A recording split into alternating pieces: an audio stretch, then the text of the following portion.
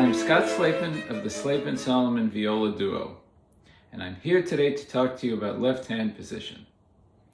If you'll notice, I didn't bring my viola for this. I just have this blue pencil because I think it will be easier to see this way.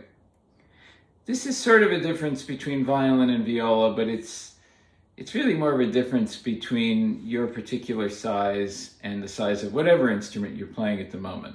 So this might apply to somebody who's very small playing a violin, but it might not apply to somebody who's really big playing a viola, especially if the viola is not that big.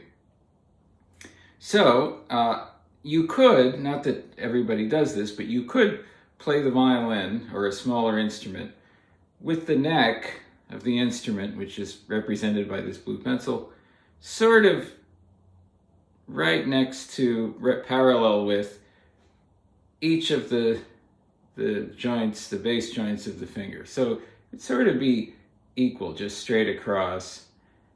And you can see if your fingers are fairly close together, that this would work. Your fourth finger is nicely curved and you'd be able to do trills. All those creates are trill etudes.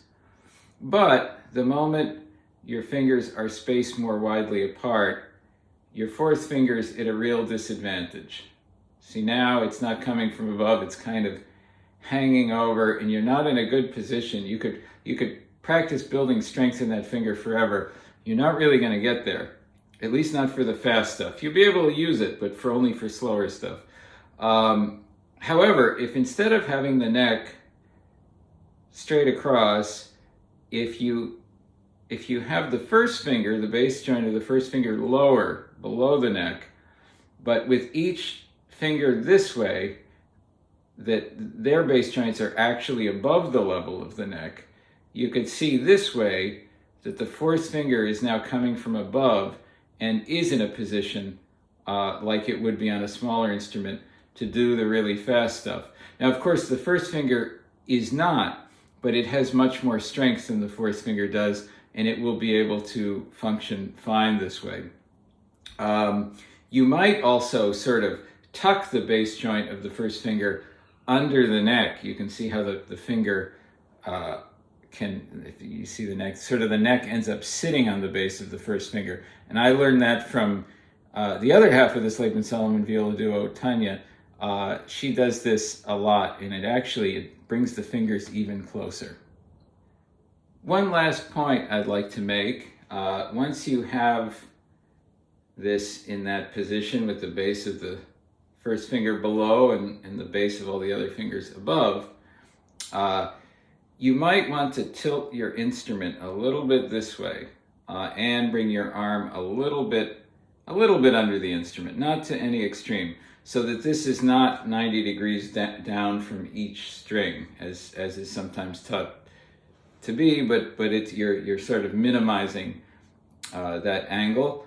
That will also help for the fingers to come straight down on the strings. And I know for when you first start learning a string instrument, an upper string instrument, they teach you that the arm should always be the same from each string down. So whether it's 90 degrees or less than that, it should be the same for each string. So if you're on the highest string, your arm is here, and then with each lower string, your arm kind of comes under the instrument.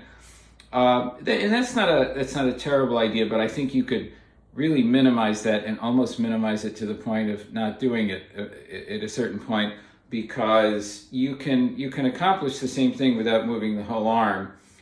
You can accomplish that by actually bringing the base of the fourth finger even closer to the neck by rotating the whole hand.